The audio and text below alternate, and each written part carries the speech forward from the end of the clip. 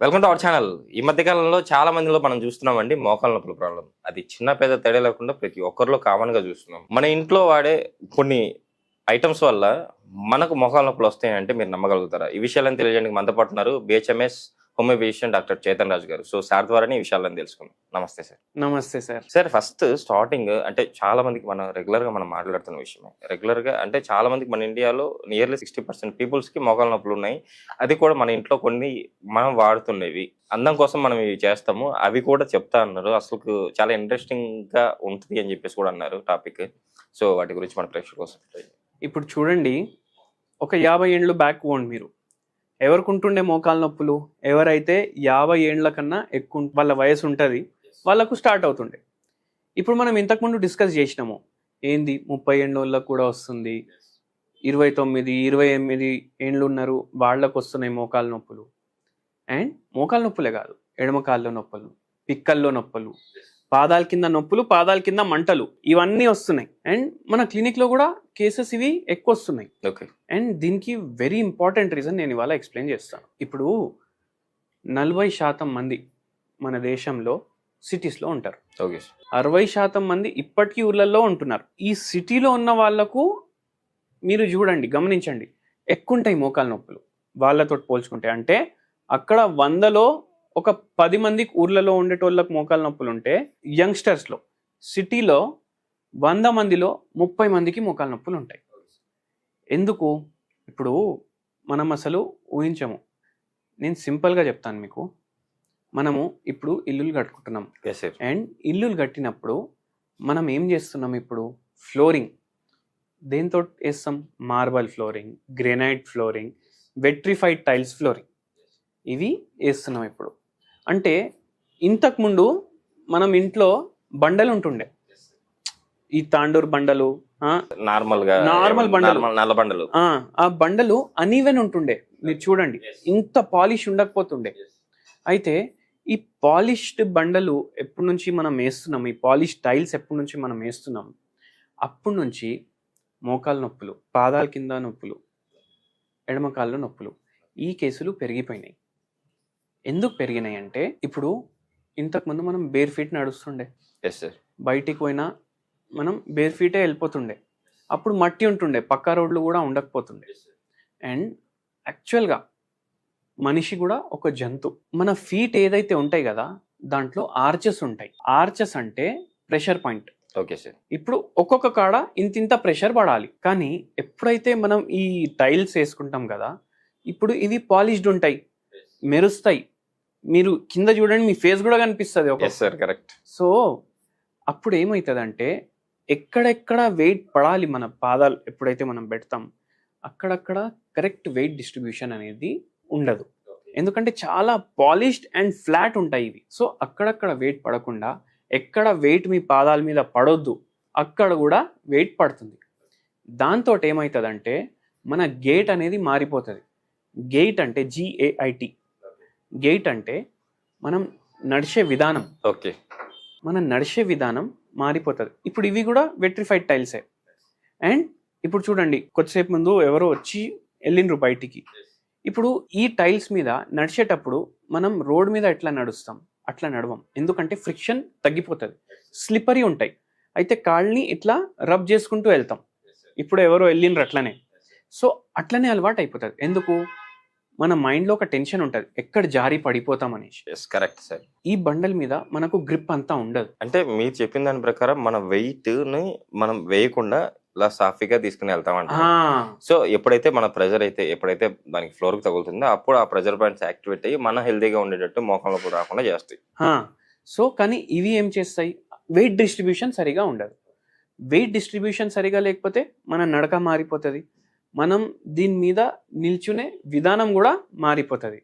మన మోకాల మీద ఎట్లా బరువు పడాలి అలా పడదు, మన ఎడమ కాళ్ళ మీద ఎట్లా బరువు పడాలి అట్లా పడదు. సో రాంగ్ విధంగా బరువు మనది మోస్తాయి మన మోకాలు. ఇదే లాంగ్ రన్లో కంటిన్యూ అయ్యి మోకాలు నొప్పులు స్టార్ట్ అవుతాయి. లోపల గుజ్జు కూడా అరిగిపోతుంది. ఇట్లా అవుతుంది. మళ్ళీ ఇంకా ఏమవుతుంది అంటే, మనం మజిల్స్ ఉంటాయి. ఇప్పుడు జాయింట్లు ఉన్నాయి మనకు, కానీ జాయింట్ మూవ్ అవ్వాలంటే మన మజిల్స్ కూడా స్ట్రాంగ్ ఉండాలి.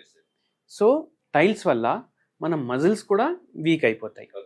అండ్ దాంతో మళ్ళీ వేరే ప్రాబ్లమ్స్, కాళ్ళు లాగడం, అట్లనే ఏమైనా డెఫిషియన్సీలు ఉన్నాయనుకోండి, నరాల ప్రాబ్లం కూడా స్టార్ట్ అవుతుంది. సరే ఇప్పుడు ఓకే, ఈ టైల్స్ గురించి, ఈ టైల్స్ వల్ల ఎక్కువ శాతం మందిలో మనకు మోకాల నొప్పుల ప్రాబ్లం కానీ మజిల్ ప్రాబ్లం కానీ ఇవన్నీ వస్తున్నాయి అని చెప్పేసి చెప్తున్నారు.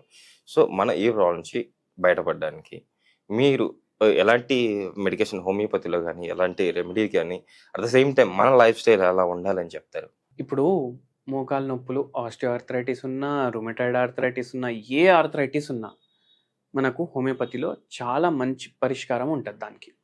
సో వీటికి మనం హోలిస్టిక్ సిస్టమ్ ఆఫ్ మెడిసిన్ కాబట్టి పేషెంట్ మన దగ్గర వస్తే మనం ట్రీట్మెంట్ ఇస్తాము.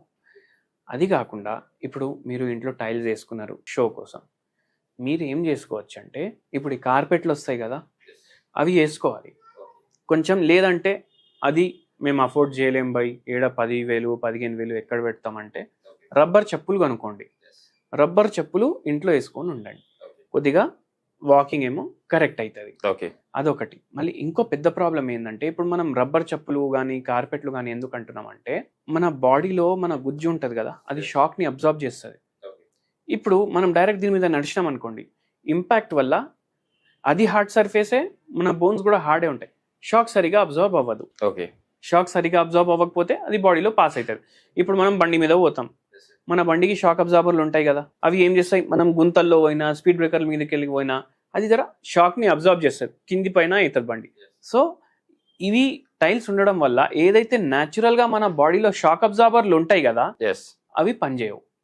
సో అందుకే రబ్బర్ చెప్పులన్నా వేసుకోండి, లేకపోతే కార్పెట్లైనా వేసుకోండి, అది కొంచెం ఇది చేస్తుంది. అండ్ మీరు టైల్స్ కొనేటప్పుడు కూడా ఎక్కువ షైనింగ్ ఉన్నవి మనకు ఎట్లా అనిపిస్తుంది, అరే మనం బల్బ్ వేస్తే మొత్తం మెరవాలి మన ఇల్లు అనేసి ఉంటుంది, అట్లా పెట్టుకోకండి మైండ్లో. జర చూసి తీసుకోండి. ఓవర్ పాలిష్ టైల్స్ కొనకండి, కొంచెం నార్మల్గానే ఉన్నవి కొనుక్కొని వేసుకోండి. మనం షో పుటప్ చూసుకోవడానికి పోతే మన హెల్త్ పాడైపోతుంది. మళ్ళీ ఇంకోటి ఏమవుతుంది అంటే దీంట్లో ఇప్పుడు కిచెన్స్ ఉంటాయి కదా, ఇప్పుడు ఇంతకుముందు వంటింట్లో ఇట్లా మాడ్యులర్ కిచెన్ ఇవన్నీ ఏం ఉండకపోతుండే, ఇప్పుడు మాడ్యులర్ కిచెన్ ఉంటుంది, మళ్ళీ దాని మీద కూడా మనం గ్రెనైట్ టాప్ వేస్తాం. లేదు, ఇప్పుడు ఇంకా కొత్తవి ఏమొచ్చినాయంటే కెమికలీ ట్రీటెడ్ స్టోన్స్ తయారవుతున్నాయి, ఆ స్టోన్లు వేస్తాం. కొందరు ఏం చేస్తారంటే ఇప్పుడు షుగర్ పేషెంట్లు చాలా మంది అయిపోయినారు ఇంట్లలో, ఏం చేస్తారు, దాని మీదనే చపాతీ ఏమో చేస్తారు, జొన్న రొట్టెలు కూడా చేసుకుంటే దాని మీదనే చేస్తారు. మీరు ఒకటి అబ్జర్వ్ చేయండి, over a period of time ఏదైతే ఆ స్టోన్ ఉంటుంది కదా అది కూడా పాలిష్డే, దాని కలర్ చేంజ్ అవ్వడం స్టార్ట్ అవుతుంది. అప్పుడు మనకు ఏం అర్థం అవ్వాలి, ఇప్పుడు ఏదైతే మీరు జొన్న రొట్టెకి పిండి వేస్తున్నారో దాంట్లో ఉన్న ఇంగ్రీడియంట్స్ ఆ స్టోన్ అబ్జార్బ్ చేస్తుంది, దాంట్లో ఉన్న కెమికల్స్ కూడా మీ ఫుడ్లో వస్తున్నాయి. కరెక్టే సార్. సో అట్లా మనం మన డైజెస్టివ్ సిస్టమ్ని కూడా పాడు చేస్తాం, కెమికల్స్ పోతాయి, అన్నెసెసరీ కెమికల్స్ కూడా పోతాయి. సో ఎక్కువ మనం దీంట్లో షో పుటప్లో పోకుండా సింపుల్ లైఫ్ కూడా లీడ్ చేస్తే మనకేమో ప్రాబ్లమ్స్ అనేటివి రావు. సార్ కరెక్ట్గా, చాలా కరెక్ట్గా చెప్పాడు సార్. ఇంకొకటి ఏంటంటే మన లైఫ్ స్టైల్లో ఇలాంటి మాడిఫికేషన్ చేసుకోండి, ఇలా ఉండండి, మీ లైఫ్ స్టైల్ ఇలా చేసుకోండి అన్నారు. సో మన ప్రజల కోసం home remedy and homeopathy medicine చెప్తే కూడా బాగుంది. హోమ్ రెమెడీ నేను ఒకటి చెప్తాను.